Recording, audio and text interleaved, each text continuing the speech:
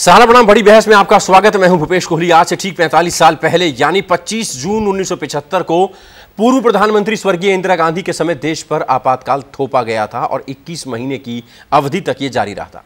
इस दौरान प्रेस की आजादी छिन गई थी। कई वरिष्ठ पत्रकारों को जेल में डाल दिया गया था। 21 महीने के आपातकाल में 11 लाख लोगों को गिरफ्तार कर जेल भेज दिया गया था। इसको लेकर आज कई सवाल खड़े होते रहे हैं। 45 साल पहले देश के ऊपर थोपा गया स्वर्गीय इंदिरा गांधी का आपातकाल और आज यानी 45 साल बाद कांग्रेस के अंदर का आपातकाल। सूत्रों के मुताबिक कांग्रेस वर्किंग कमेटी की बैठक में पार्टी नेता आरपीएन सिंह ने सलाह दी है कि चीनी घुसपैठ के मुद्दे पर कांग्रेस को प्रधानमंत्री मोदी की आलोचना करनी चाहिए, लेकिन निजी हमलों से बचना चाहिए। इसके बाद राहुल गांधी समेत कुछ अन्य पार्टी के नेता बिफर गए, नाराज हो गए। राहुल गांधी ने कहा कि मैं प्रधानमंत्री मोदी से डरता नहीं हूं, वो मेरा कुछ नहीं बिगाड़ सकते, मैं उनकी आलोचना जारी रखूंगा। अगर किसी को इसमें कोई दिक्कत है तो कांग्रेस वर्किंग कमेटी मुझे चुप रहने के लिए कह सकती है। उधर प्रियंका गांधी ने कहा कि ज्यादातर कांग्रेस नेता मोदी और शाह पर हमला करने से बचते हैं। इसी को लेकर पूर्व भारतीय जनता पार्टी अध्यक्ष और केंद्रीय गृह मंत्री अमित शाह ने कांग्रेस पर तंज कसा। उन्होंने कहा कि 45 साल पहले एक परिवार ने सत्ता के लालच में देश में आपातकाल लगा दिया। देश में लोकतंत्र है लेकिन कांग्रेस में लोकतंत्र नहीं है। बड़ी बहस में आज इन तमाम मुद्दों पर चर्चा करेंगे। कांग्रेस का आपातकाल में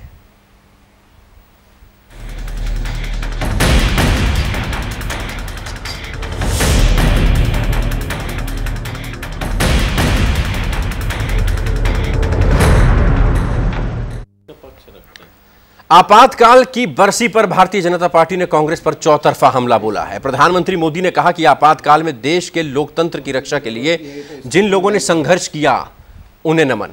देश उनके त्याग और बलिदान को कभी नहीं भूलेगा। उससे पहले गृहमंत्री अमित शाह ने कांग्रेस पर निशाना साधा। अमित शाह ने कहा कि एक परिवार ने सत्ता के लालच में देश को इमरजेंसी में डाल दिया। रातों रात पूरे देश को जेल बना दिया गया था। प्रेस, अदालत और बोलने तक की आजादी को दबा दिया गया था। उस वक्त गरीबों पर अत्याचार हुए थे। इसके बाद अमित शाह ने एक और ट्वीट किया। उन्होंने कहा कि लाखों लोगों की कोशिशों के बाद इमरजेंसी हटी और लोकतंत्र की बहाली हुई थी, लेकिन कांग्रेस का रवैया नहीं बदला। एक परिवार के हित पार्टी और देश हित से भी ऊपर रखे गए। कांग्रेस में आज भी यही हो रहा है, ये भारतीय जनता पार्टी का आरोप। एक और ट्वीट में पूर्व बीजेपी अध्यक्ष ने कहा कि पिछले दिनों हुई कांग्रेस वर्किंग कमेटी की बैठक में पार्टी के सीनियर नेताओं ने कुछ मुद्दे उठाए, लेकिन उनकी बात को दबा दिया गया। पार्टी के एक प्रवक्ता को बाहर निकाल दिया गया। सच्चाई ये है कि कांग्रेस के नेता घुटन महसूस कर रहे हैं। साथ ही कहा कि आज कांग्रेस को खुद से ही पूछने की जरूरत आन पड़ी है।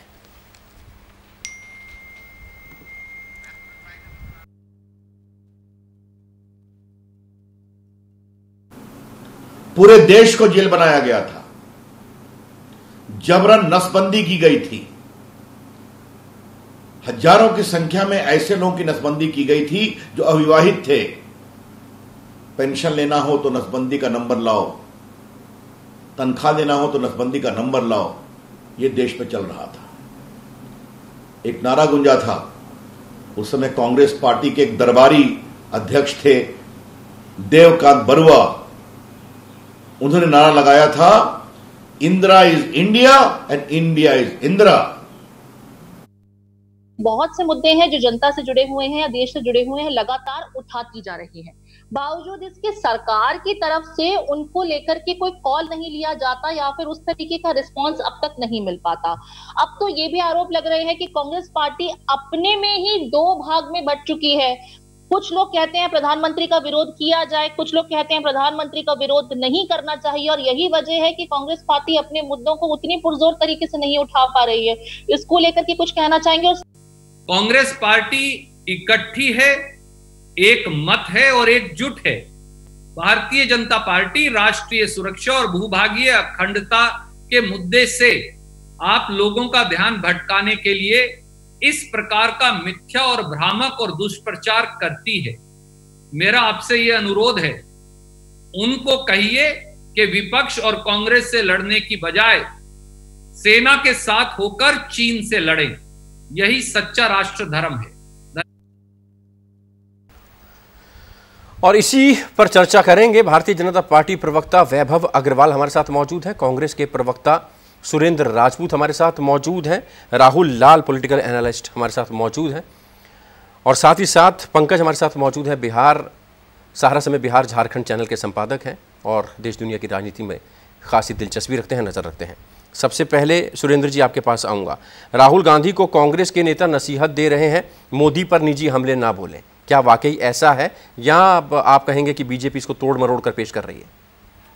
नहीं, बीजेपी करे या ना करे, लेकिन आप जरूर तोड़ मरोड़ कर भूपेश जी पेश कर रहे हैं। सच बात यह है कि हमारी पार्टी में आंतरिक लोकतंत्र है। अगर कोई बात कह भी रहा है या उस चीज को लेकर के आपके पास जो छन करके रिपोर्टें आ रही है ना, छन के जो रिपोर्टें, वो सारी रिपोर्टों को आप जिस तरीके से प्रस्तुत कर रहे हैं वो अपने आप में अविस्मरणीय है और निश्चित तौर पर सारी चीजें भी याद रखती हैं। तो हमारा तो बड़ा विनम्र अनुरोध है आपसे भूपेश, आपको देश दुनिया के ख्यातिलब्ध पत्रकारों से हैं, बेहतर हो अगर इन सारी छटी हुई और सूत्रों के हवाले से चीजों को बहस करने की जो इस समय कन्फर्म चीजें हैं उनके साथ अगर बहस करेंगे तो ज्यादा बेहतर होगा, स्पष्ट रूप से बात करेंगे तो ज्यादा बेहतर होगा।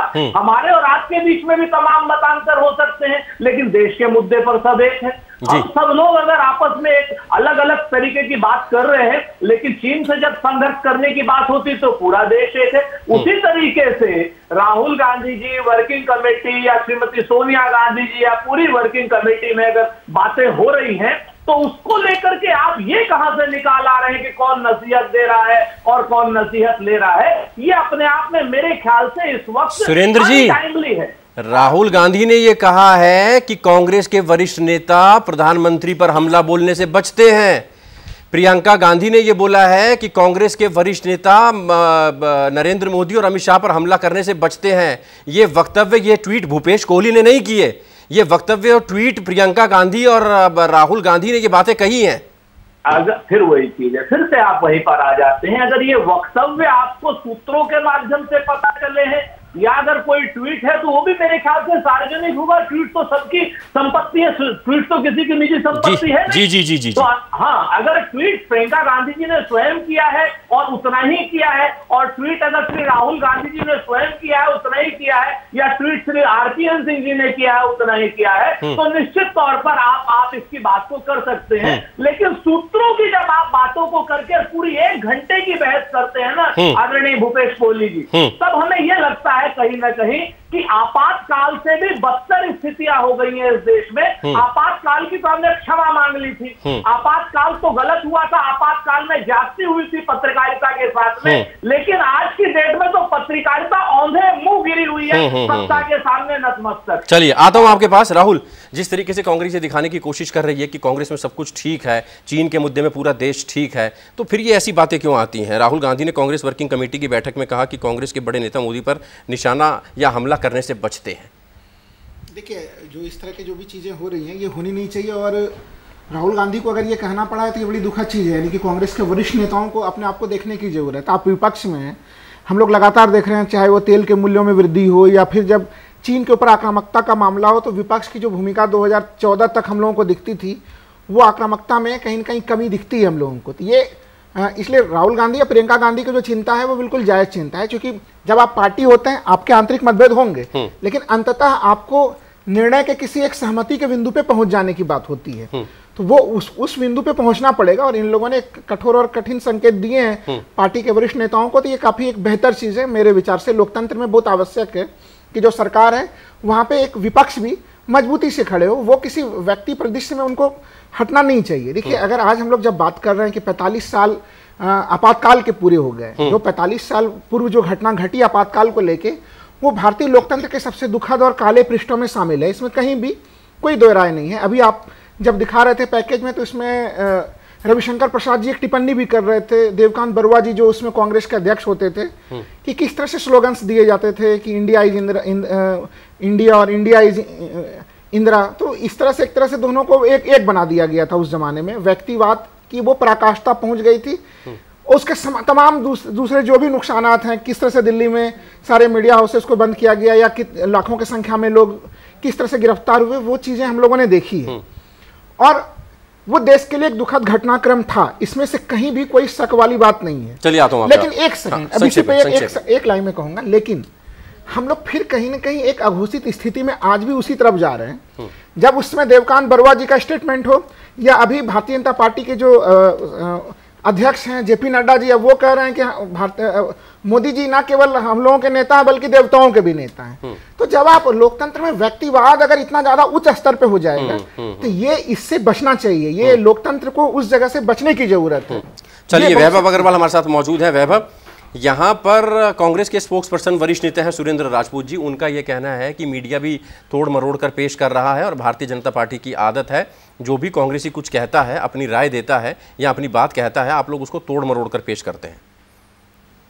कांग्रेस में बहुत बहुत बहुत गलत बात है कि आप तोड़ मरोड़ के पेश करते हैं बातों को। मतलब ये अनिश्चित तौर से आपने सरकार के ऊपर, हम जैसे प्रवक्ताओं के ऊपर आपातकाल लगा रखे हैं। हाँ। आप कृपया करके ये तोड़ना मरोड़ना बंद करें और आपातकाल हटा दें ताकि हम हमारी आवाज को मतलब दम दे सकें। हाँ, नहीं, ये आरोप आप पे भी है। चलिए, ऐसा है सुरेश जी, मेरे मित्र राजनीतिक प्रतिद्वंदिता है अपनी जगह, लेकिन मेरे मित्र से मैं प्रेम रखता हूँ और मेरे कई मतभेद भी होते हैं जो हमारे जर्नलिस्ट मित्रों से क्योंकि विचारों की आदान प्रदानता के दौरान होते हैं, कोई बात नहीं। लेकिन क्या है, जो सच्चाई है वो सच्चाई है। इंग्लिश में कहते हैं the right is on the wall. तो अगर हम हिंदी में रूपांतरण करें और इसको बोले कि भैया ये तो सभी को दिखता है कि कौन कितना कटाक्ष करता है और कौन कितना कटाक्ष नहीं करता है, तो ऑपोजिशन नाते पार्लियामेंट में कांग्रेस पार्टी ज्यादा सुदृढ़। जहां तक डेमोक्रेसी की बात है, मैं केवल और केवल 40 साल का, हम लोग सब पैनल पे लगभग हम उम्र हैं और इसके बीच में मैं हमारे एक्सपीरियंस से, केवल हमारे एक्सपीरियंस से ये कहता हूं, सबने करीब 15 से 18 साल का एक्सपीरियंस कर लिया है, दुनिया देख लिया है। कांग्रेस में ऐसा कौन सा डेमोक्रेटिक एक्ट है इंटरनली, यानी अध्यक्ष बनाना, किसी प्रवक्ता को चॉइस करना, किसी ऑफिस बेरर की अपॉइंटमेंट करना या पिछली सरकारों में कोई अपॉइंटमेंट करना, किसी मंत्री को बनाना, कौन सा ऐसा कोई ऐसी 2-3 बातें होंगी जिससे डेमोक्रेसी दिखे हमें कि वास्तव में कांग्रेस में डेमोक्रेसी है। तो यदि इकोनॉमिक टाइम्स, और मैं कोट कर रहा हूं, इकोनॉमिक टाइम्स यदि न्यूज पब्लिश कर रहा है, बेशक ट्वीट ना भी हो सकता है सुरेंद्र राजपूत जी इस चीज का सहारा ले रहे हैं कि अभी तक आधिकारिक तौर पे ट्वीट नहीं है, मैं उनका समर्थन करता हूं इस बारे में, आया है नहीं आया है, लेकिन मेरा कोई जर्नलिस्ट मित्र एक्सक्यूज मी इकोनॉमिक टाइम्स में अगर पब्लिश कर रहा है, तो आप एक एडिटर हैं, आप अपने चैनल पे चला रहे हैं, तो क्या आप गलत बोल रहे हैं? ये बोल कभी शोभा नहीं देती किसी भी राजनीतिक। आता हूं आपके पास, पंकज हमारे साथ मौजूद है। पंकज, ये कहने की क्यों जरूरत पड़ी राहुल गांधी को? क्या वाकई ऐसा दिख रहा है? कमलनाथ की बात करें, अहमद पटेल की बात करें, दिग्विजय सिंह की बात करें, तमाम दिग्गज नेता कांग्रेस में मौजूद हैं, नहीं मोदी के खिलाफ उतना मुखर होकर बोल रहे हैं। राहुल गांधी और प्रियंका गांधी को इस बात की पीड़ा है, इस बात को बोलना पड़ा उन्होंने। देखिए भूपेश, ये साफ दिखाई पड़ रहा है कि पार्टी में जनरेशन गैप तो है। अगर राहुल गांधी की बात करें तो ज़्यादातर जो सीनियर नेता हैं वो उनसे बहुत अपने आप को नज़दीक नहीं पाते हैं, और यही वजह है कि जनरेशन गैप को आप इस तरह से देख सकते हैं कि अभी हाल के ही दिनों में जब राजस्थान में राज्यसभा का चुनाव होना था, तो किस तरह से अशोक गहलोत और सचिन पायलट के बीच में दीवारें दिख रही थी। लग रहा था कि उनके सांसद कहीं इधर जा रहे हैं, और अभी भी आप लगातार देखिए, न्यूज़ में देखिए, मीडिया में देखिए, तो ये बातें साफ दिखाई पड़ रही हैं कि किस तरह से तलवारें खींची हुई हैं। और जिस तरह ज्योतिरादित्य सिंधिया ने भी पार्टी छोड़ा, इससे साफ दिखाई पड़ता है कि जो यंग ब्रिगेड है, यंग तुर्क जो है, वो कहीं ना कहीं अपने आप को सहज महसूस नहीं कर रहा है पार्टी के अंदर। और यही वजह है कि ज्योतिरादित्य सिंधिया ने पार्टी छोड़ी और बीजेपी को ज्वाइन किया। तो आप जितने यंग लीडर्स हैं, आप उन सब को देखें, उन सब की जुबान देखें, तो साफ समझ में आता है कि ये दूसरा लोकसभा चुनाव हारने के बाद किस तरह से उनके अंदर हताशा है। और शायद यही वजह है कि वो एक नेतृत्व की तलाश में है जिनसे कि पुराना लीडरशिप पीछे जाए और नया लीडरशिप वापस आए। आखिरकार क्या वजह है कि इतने साल पुरानी पार्टी को एक लोकतंत्र तरीके से, जिसमें अगर जो ये क्लेम कर रहे हैं कि इंटरनल डेमोक्रेसी है, तो उनको एक कोई दूसरा अध्यक्ष नहीं मिल पाता है।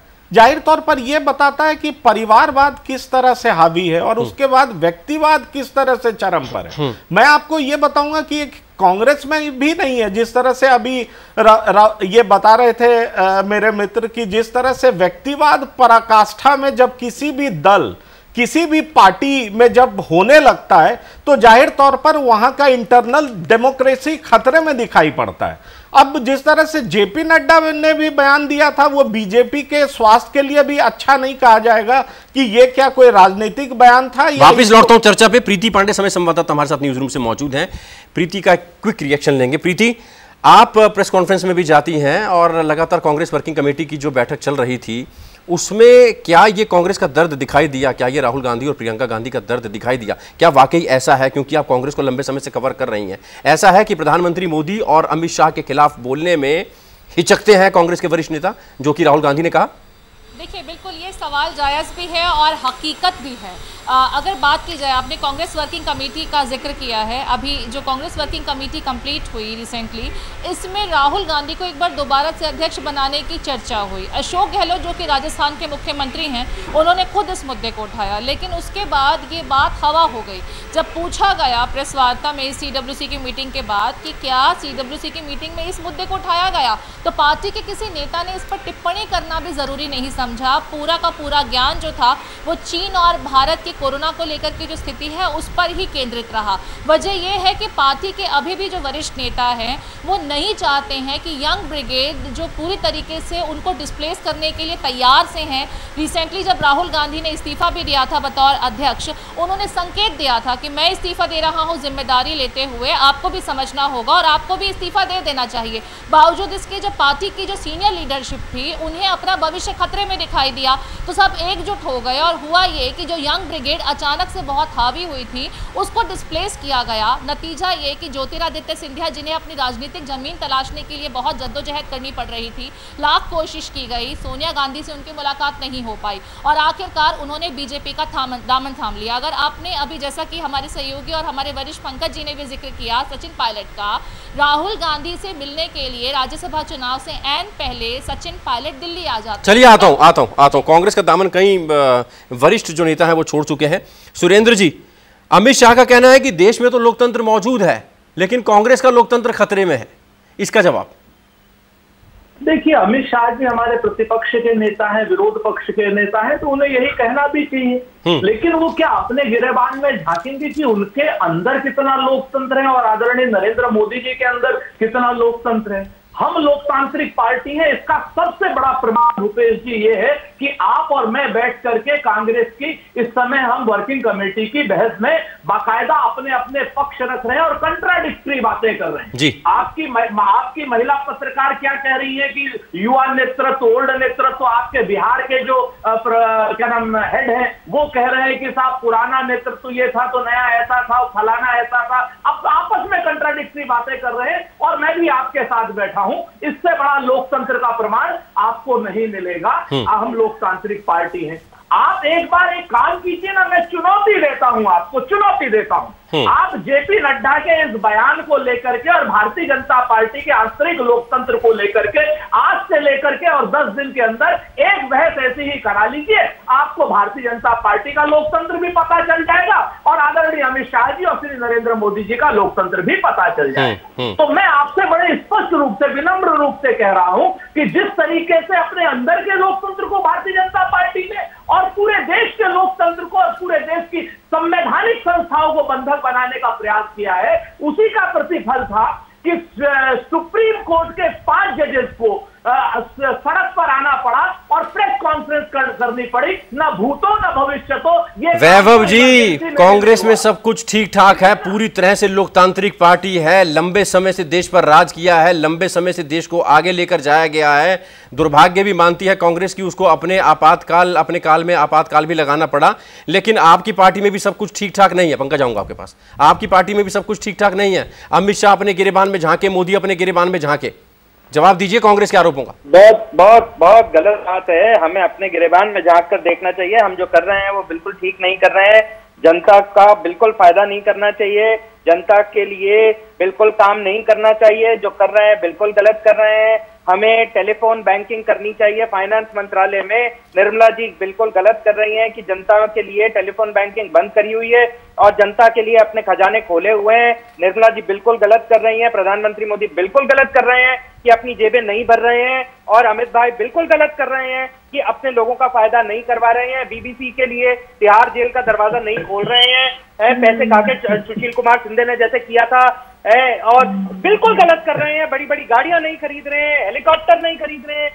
सारे जो बंदूक और जो टैंक खरीदने वाले कॉन्ट्रैक्टर थे डिफेंस के, वो सब सरकार को इमरजेंसी है, बीच में पैसे नहीं कर रहे, बिल्कुल गलत कर रहे हैं। लोकतंत्र है आपकी पार्टी में, लोकतंत्र है। जो कांग्रेस आरोप लगा रही है आपकी पार्टी में लोकतंत्र है।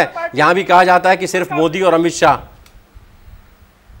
बिल्कुल, आपको मेरे ख्याल से सुरेंद्र सिंह राजपूत जी को इससे बड़ा जनतांत्रिक तरीका, कल को मेरी पार्टी आए और बोले कि वैभव ने बिल्कुल गलत बोला है और उसको निकाल देना चाहिए, तो मैं ये अपनी तलवार अपने गर्दन पे रख के खुद बोल रहा हूं, इससे बड़ी जनतांत्रिक तरीका किसी भी पॉलिटिकल पार्टी में मिल जाए। मैं सुरेंद्र जी को बोलता हूं, मैं अपनी मूछें शेप करवा दूंगा अगर सुरेंद्र जी ऐसे बोल दे, राहुल गांधी के तलवे चाटना बंद करे। और मैं बोलता हूं रणदीप सिंह सुरजेवाला को कि मेरे से आके डिबेट करे, नहीं कर पाएंगे। मैं चैलेंज करता हूं सचिन पायलट को, मेरे से आके डिबेट करे, नहीं कर पाएंगे।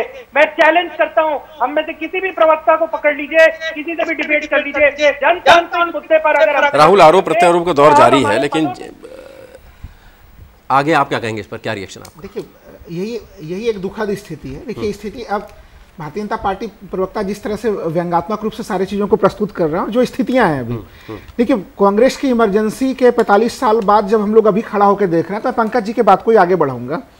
स्थिति क्या है, देखिए हम लोगों ने देखा सूचना का अधिकार के जो आयुक्त थे केंद्रीय सूचना आयोग के, उनके शक्तियों को कितना कम किया गया है। अभी हम लोगों ने देखा कि पहली बार सीबीआई के अंतर्गत जो है कि रात 12 बजे जो है कि अर्धसैनिक बलों को वहां पे भेजना पड़ा। तमाम ऐसी चीजें दिखी हैं इस समय जिनके बारे में भारतीय जनता पार्टी प्रवक्ता कभी कुछ नहीं बोलेंगे।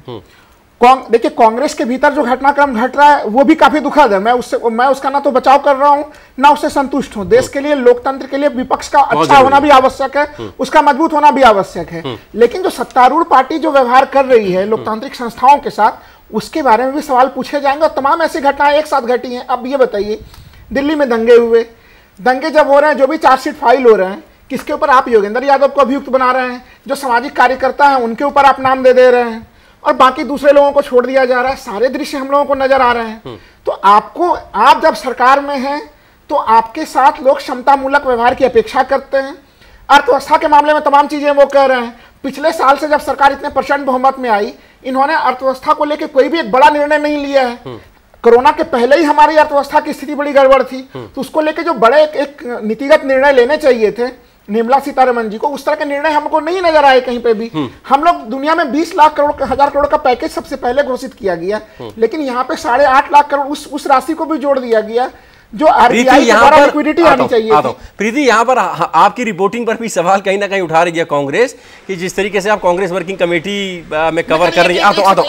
एक लाइन और बोल रहा था, देखिए, और इस चैनल पे सवाल उठाना, चाहे भाजपा के द्वारा या कांग्रेस प्रवक्ता के द्वारा, अलग अलग चैनलों में क्या हो रहा है छोड़ दीजिए, लेकिन यहाँ पे जो वो चैलेंज दे रहे हैं, यहाँ पे जेपी नड्डा के मामले पे भी बात हो रही है, खुल के बात हो रही है। और अगर उस जमाने में देवकांत बरुआ ने कही तो उसके मामले पे भी खुल के बात हो रही है। प्रीति समझना चाहेंगे कांग्रेस वर्किंग कमेटी में क्या कुछ होता है और आप लगातार उसको कवर करती हैं। ऐसा नहीं है कि हमारे संवाददाता दूसरे चैनल के संवाददाताओं की तरह या दूसरे चैनल्स की तरह सिर्फ भारतीय जनता पार्टी को या सरकार को ही प्रमोट करते हैं। हम पूरे संतुलित करने की कोशिश करते हैं अपने चैनल पे। समझना चाहेंगे कांग्रेस वर्किंग कमेटी में आखिरकार हुआ क्या था, ये पूरा मुद्दा क्या है, बहुत संक्षेप में। देखिए, जैसा कि हमारे माननीय गेस्ट ने कहा कि आप लोग विरोधी बातें कर रहे हैं, ऐसा बिल्कुल नहीं है। आज भी रणदीप सिंह सुरजेवाला से, जो हमने शुरुआत में ही कार्यक्रम के उनका स्टेटमेंट चलाया था, उनसे यही सवाल पूछा था कि आखिर क्या वजह है कि कोरोना काल से लेकर के अब तक या फिर इससे पहले अर्थव्यवस्था का, जैसा कि हमारे माननीय गेस्ट ने जिक्र किया कि हम ये मुद्दे उठाते रहे हैं। मुद्दे तो आप लगातार उठा रहे हैं, ये हम मान रहे हैं, इत्तेफाक रखती है देश की जनता। बावजूद इसके आपकी बातों का असर क्यों नहीं हो रहा? अगर ये मुद्दे देश की जनता जनता से जुड़े हुए हैं, और अगर अपने जुड़े हुए मुद्दों को भी आप नहीं जनता के बीच पहुंचा पा रहे हैं और आपकी बात नहीं कहीं असर कर रही है, यानी आपकी बात रखने के तरीके में कोई गड़बड़ है। यही चीज राहुल गांधी ने और प्रियंका गांधी ने इस बार की CWC में भी कहा कि आखिर क्या वजह है कि कुछ ऐसे मुद्दे जो सरकार की नीतियों से विपरीत लगती हैं और लगता है कि हमें उस पर सवाल करने की जरूरत है, हमें उन मुद्दों को उठाने की जरूरत है और बुलंद आवाज में उन मुद्दों को जनता के बीच ले जाने की जरूरत है, लेकिन ऐसा पार्टी के कई नेता नहीं कर रहे हैं। इस वजह से पार्टी का अस्तित्व कहीं धूमिल हो रहा है। ये कांग्रेस के प्रवक्ता ने कह दिया। सुरेंद्र जी के पास चलूंगा। सुरेंद्र जी, वक्त की थोड़ी सी कमी है, बहुत संक्षेप में अपनी बात खत्म करेंगे। मैंने पहली बात तो मैंने बिल्कुल कतई ये नहीं कहा कि आपने या प्रीति ने कोई विरोध की बातें कही। मैं बहुत स्पष्ट कह रहा हूं, मैंने कहा ये विरोधाभासी बातें कर रहे हैं, अब इंटर कंट्राडिक्टरी बातें कर रहे हैं। आपके क्या नाम प्रीति पांडे जी भी और वो आदरणीय पवन जी भी जो बिहार के आपके हेड है, मैंने कहा कि ये विरोधाभासी बातें कर पा रहे, विरोधाभासी विरोध नहीं कर रहे, ये मैंने को साफ कहा। दूसरी बात, यही हमारे लोकतंत्र की खूबी है। और प्रीति, दूसरी एक बात और बताऊं, अगर पेट्रोल के प्राइस 10 रुपए और 9 रुपए लीटर बढ़ गए हैं तो इसमें अगर हम मुद्दा उठाते हैं तो हम देश विरोधी नहीं है। आप लोगों को हमारा साथ देना होगा और जनता के लिए हम ये काम कर रहे हैं, और जनता अगर सड़क पर नहीं आती है तो इसमें कांग्रेस पार्टी की गलती नहीं है। अभी जैसे सर ने कहा, अभी जो क्या नाम राजनीतिक विश्लेषक महोदय बैठे हुए हैं, निश्चित तौर पर आंतरिक लोकतंत्र में हर जगह पे हर पार्टी पे कमियां होती हैं, और आदरणीय वैभव जी तो खैर इनको पार्टी प्रवक्ता पद पर भगवान इनको और ऊपर तरक्की दे, लेकिन ये अगर बंबई या साउथ की फिल्मों में जाएंगे तो ज्यादा बेहतर काम करेंगे। आधे घंटे का शो, सुरेंद्र जी, आधे घंटे का शो कल हमने इसी मुद्दे पे किया था, जो पेट्रोल और डीजल की कीमतें जो पूरे देश में बढ़ी हैं। इकोनॉमिक आकाश जिंदल थे, उन्होंने सरकार की नीतियों पर कुठाराघात किया था, सरकार की नीतियों पर सवाल उठाए थे। गेस्ट भी हमारे साथ बीजेपी के भी मौजूद थे, उन्होंने भी कहा था कि जो कमियां उनको हम सुधारेंगे। बहुत बैलेंस करके चलते हैं सर हम, इस तरीके के आरोप है। पंकज हमारे साथ मौजूद है। पंकज, अपनी बात को खत्म करिए, लास्ट 2 मिनट बचे हैं। मैं बस केवल इतना कहना चाहता हूं, कांग्रेस के जो हमारे प्रवक्ता हैं वो कह रहे थे कि जिस तरह से 5 जजेस ने ओपन प्रेस कॉन्फ्रेंस किया करके, वाकई ये स्वस्थ लोकतंत्र के लिए ये अच्छी बात नहीं है, ये मैं भी मानता हूं। लेकिन मैं इनसे पूछता हूं कि अगर इमरजेंसी में जिस तरह से आपने 38वां और 39वां संशोधन किया संविधान में, वो कैसा किया? और यही बात है कि आप पहले ऐसा काम कर चुके हैं कि आज जब आप माफी मांगने के बाद भी अच्छी बात करते हैं तो जनता में अच्छा मैसेज नहीं जाता है। मैं ये बताना चाहूंगा कि 38वां संशोधन ये था कि जब इमरजेंसी लगाया गया था तो न्यायिक जांच हो सकती थी। 39वां संशोधन ये था कि प्रधानमंत्री की नियुक्ति की भी न्यायिक जांच हो सकती थी, और इन दोनों संशोधन करके न्यायालय की ये जो ताकत थी उसको हटा दी गई थी, जिसको बाद में मुरारजी देसाई आए और वापस उन्होंने इसको ठीक किया।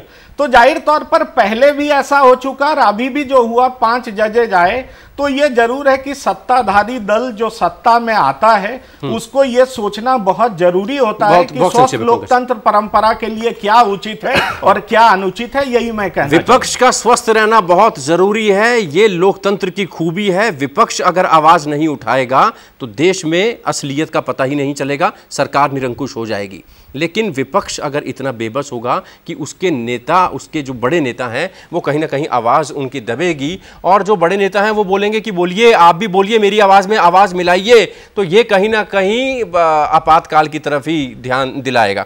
फिलहाल हमारे साथ वैभव अग्रवाल, बहुत शुक्रिया।